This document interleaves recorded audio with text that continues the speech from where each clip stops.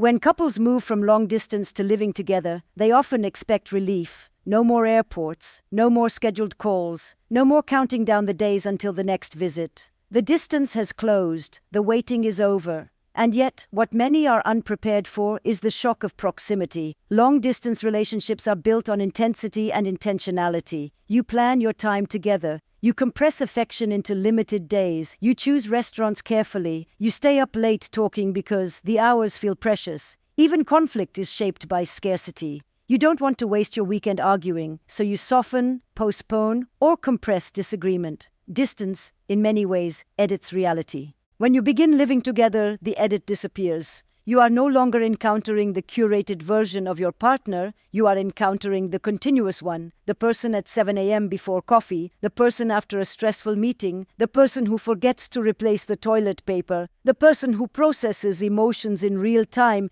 instead of in carefully composed messages. Fantasy meets routine, and routine is not cinematic, it is dishes in the sink. It is different sleep schedules. It is negotiating temperature preferences and grocery lists. It is discovering that the way your partner manages stress, which seemed manageable during short visits, now unfolds daily in shared space. This does not mean the relationship was stronger at a distance. It means it was structured differently. In long-distance love, anticipation fuels desire. Scarcity heightens appreciation. Living together replaces anticipation with availability. And availability, while comforting, does not automatically generate excitement. Couples sometimes interpret this shift as a decline in passion or compatibility. We used to talk for hours, they say. Now we sit in silence. But silence is not the enemy.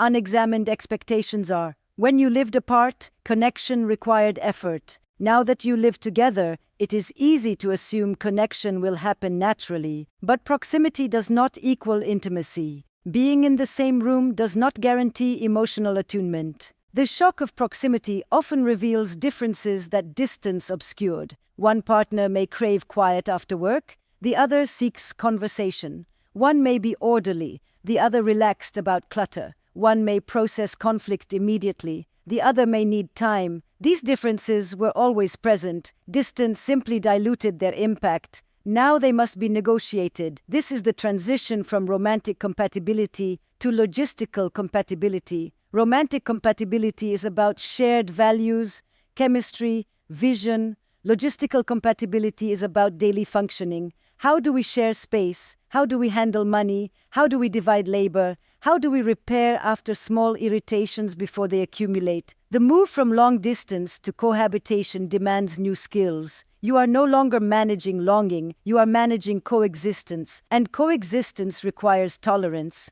Tolerance of imperfection.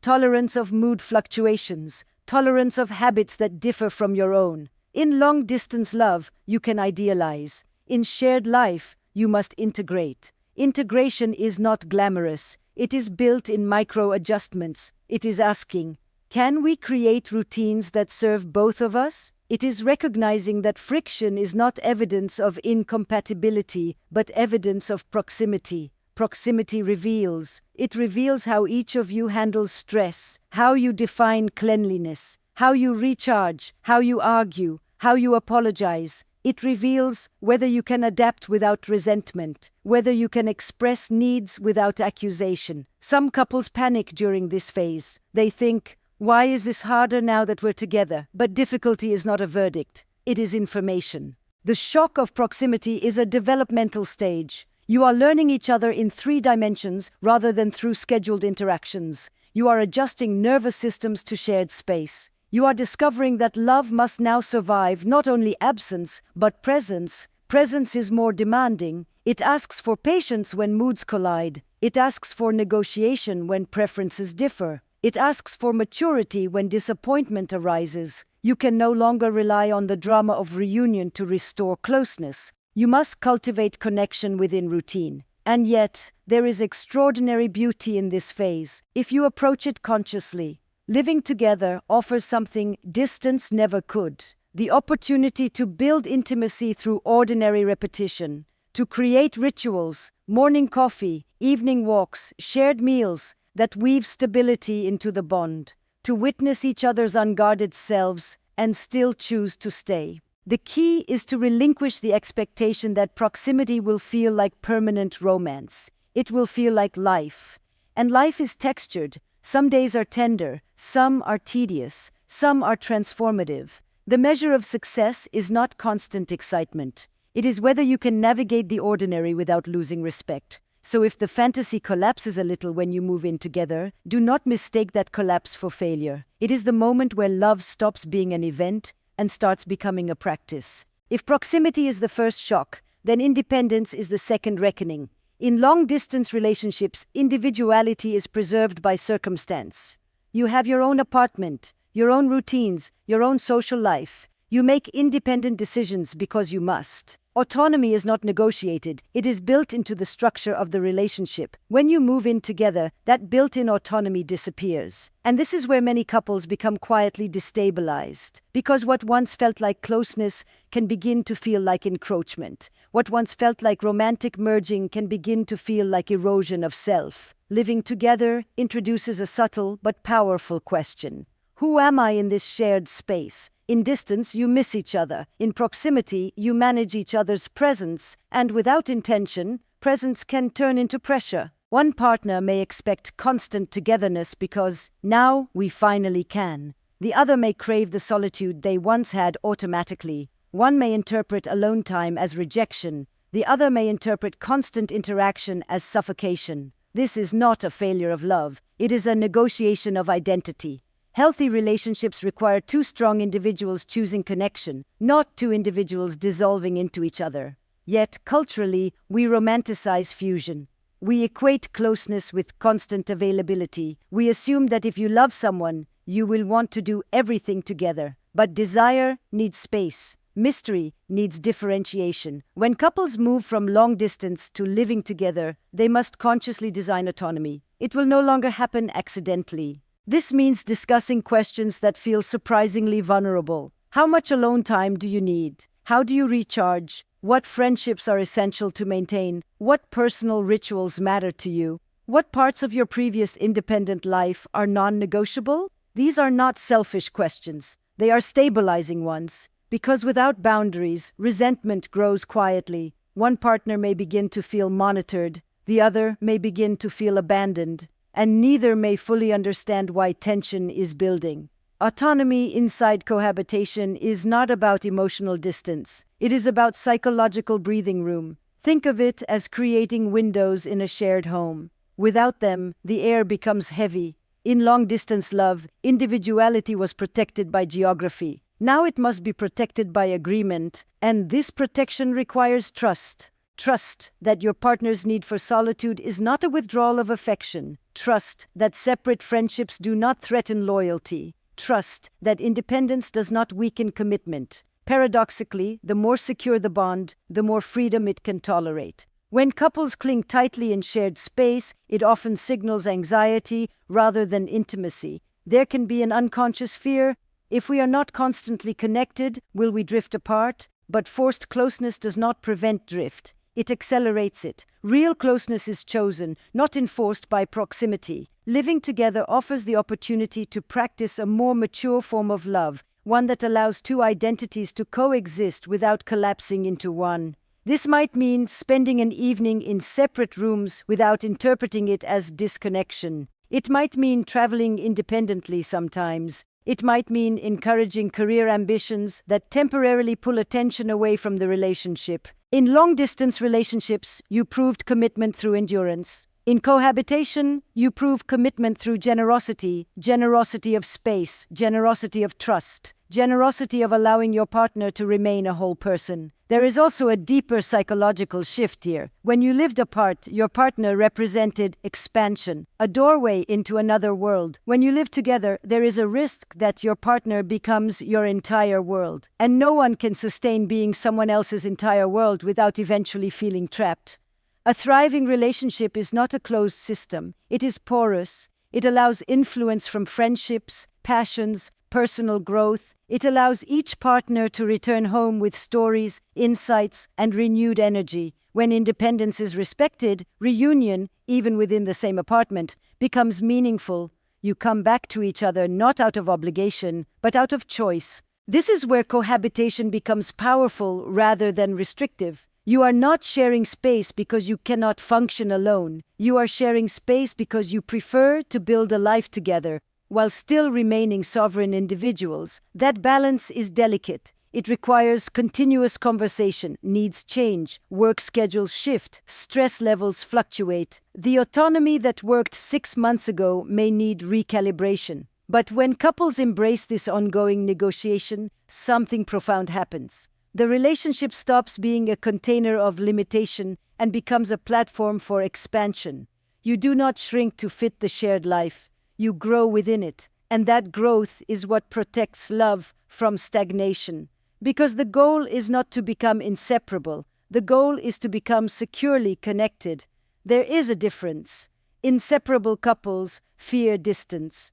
Securely connected couples can tolerate it. So as you move from long distance to living together, ask yourselves not only how do we stay close, but also how do we stay ourselves. Love that preserves individuality does not weaken the bond, it deepens it. Closeness is not measured by how little space you take, but by how freely you can move and still choose to return. And then we arrive at something couples rarely anticipate when they close the distance, the quiet transformation of desire. In long-distance relationships, intimacy is intensified by absence. You count the days, you replay memories, you imagine reunion. Desire is sustained by anticipation. The body becomes charged with longing because access is limited. Scarcity fuels erotic energy. When you begin living together, scarcity disappears. Access becomes constant. You wake up beside each other. You see each other in sweatpants, exhausted, distracted, stressed. The mystery that once lived in the gaps between visits now competes with familiarity. And familiarity, while comforting, does not automatically sustain desire. This is the paradox many couples struggle to articulate. We finally live together, they say. Why does it feel less electric? Because desire thrives on distance, not necessarily physical distance, but psychological space. It requires a sense of otherness. It needs the awareness that your partner is separate from you, not entirely predictable, not fully possessed. When you were long distance, your partner existed partly in imagination. You filled in the blanks with fantasy. Living together replaces fantasy with data. You know their morning routine. You know their stress patterns. You know their default moods. And while knowledge builds security, it can erode intrigue if curiosity disappears. The mistake couples make is assuming that proximity guarantees intimacy.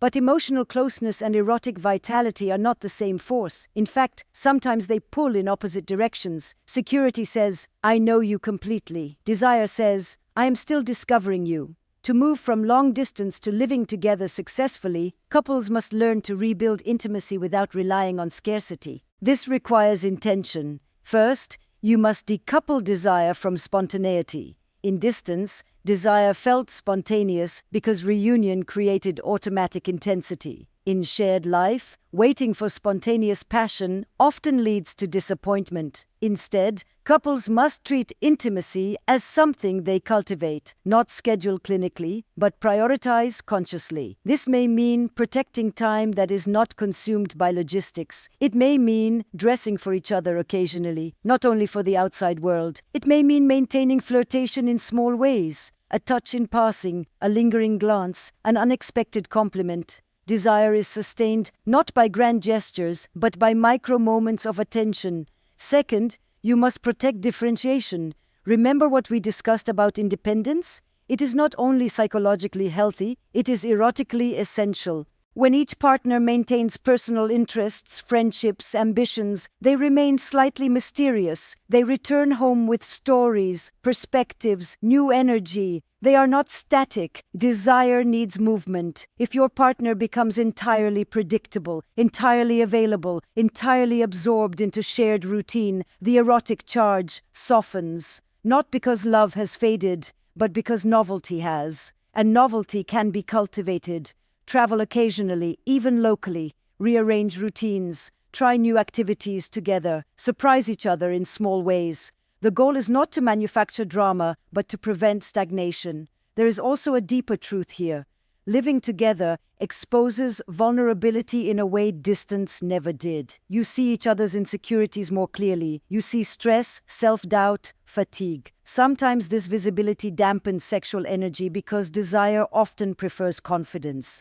But mature desire is not about perfection. It is about accepting the whole person and still choosing them. This requires reframing intimacy as connection, not performance. When couples feel pressure to recreate the intensity of long-distance reunions, they often feel they are failing, but reunion passion was amplified by contrast. Daily intimacy will feel different, softer, steadier, sometimes quieter. The question is not, is it as intense as before? The question is it alive? Aliveness can look like laughter in bed. It can look like vulnerability during conflict. It can look like physical affection that is not purely sexual but still meaningful. In shared life, intimacy expands beyond the erotic moment. It becomes woven into daily gestures, cooking together, debriefing the day, holding each other after disappointment. Yet you must still carve out space for sensuality as something distinct from routine. Not because routine is unimportant, but because erotic energy requires separation from obligation. You are not only co-managers of a household, you are lovers. And lovers choose each other deliberately. This is perhaps the most profound shift from long distance to living together. Desire can no longer rely on absence. It must be sustained through awareness. Awareness of when you have slipped into autopilot. Awareness of when affection has become purely functional. Awareness of when stress has replaced playfulness. The couples who thrive are not those who feel constant passion. They are the ones who notice when connection dulls and gently reawaken it. They understand that desire is not a resource that either exists or disappears. It is a dynamic force that responds to attention. When couples live apart, love is measured in effort. Plane tickets, time zone adjustments, long calls after exhausting days. Sacrifice is visible, dramatic, almost heroic. But when you begin living together, sacrifice becomes quieter. It shifts from grand gestures to daily contributions. And this is where another profound transition occurs: the negotiation of power, contribution, and fairness. Distance can mask imbalance. One partner may have traveled more, one may have paid more, one may have rearranged work schedules repeatedly, but because these sacrifices were episodic, they felt temporary, even romantic. There was a shared narrative. We're doing this for us. Cohabitation dissolves that narrative into logistics. Now there is rent, utilities, groceries, cleaning, emotional labor, career compromises. Perhaps one partner moved cities or countries. Perhaps one left a job, a support system, a familiar language. Suddenly, the sacrifices are no longer occasional. They are structural. And structural sacrifice reshapes power. Money, in particular, becomes charged. If one partner earns significantly more, who decides where to live? If one gave up a job to relocate, how is that loss acknowledged? If one partner is navigating immigration status or dependency, how does that impact their sense of agency? These are not merely financial questions, they are existential ones. Power inside relationships is rarely about dominance in the obvious sense. It is about influence. Whose preferences shape the shared life? Whose routines are prioritized? Whose career is treated as immovable and whose as flexible? In long-distance relationships, each partner maintains separate ecosystems. Moving in together merges those ecosystems, but not always evenly. Sometimes one partner becomes the host and the other the guest, even long after the boxes are unpacked. One knows the city, the networks, the rhythms, the other adapts. Over time, this dynamic can quietly create imbalance, and imbalance, when unspoken, breeds resentment. Resentment does not erupt overnight. It accumulates in small moments. Who cooked again? Who initiated the difficult conversation? Who adjusted their schedule? Who apologized first? Who feels financially constrained? Who feels overburdened? Domestic labor is particularly revealing. Studies consistently show that perceived unfairness in household responsibilities erodes satisfaction faster than many dramatic conflicts. Not because dishes are inherently symbolic, but because contribution represents respect. When effort feels unequal, love begins to feel conditional. The transition from long distance to living together requires couples to move from assumption to articulation. You can no longer rely on goodwill. You must define fairness. And fairness is not always equality. Equality would mean splitting everything 50-50. Fairness means recognizing context. If one partner works longer hours, perhaps the other contributes more domestically. If one earns more, perhaps financial contributions are proportional rather than identical. If one relocated, perhaps additional emotional support is necessary during integration. The critical element is not the formula, it is the conversation. Many couples avoid these discussions because they fear making love transactional. They want romance to feel spontaneous, not negotiated. But unspoken expectations are far more corrosive than explicit agreements. Negotiation is not the opposite of love. It is a function of maturity. When you articulate contribution openly, you transform potential resentment into shared design. You say, let's build a system that honors both of us, and this is where psychological safety becomes essential. Can you express feeling overburdened without being labeled ungrateful? Can you admit financial anxiety without being shamed? Can you acknowledge power imbalances without triggering defensiveness?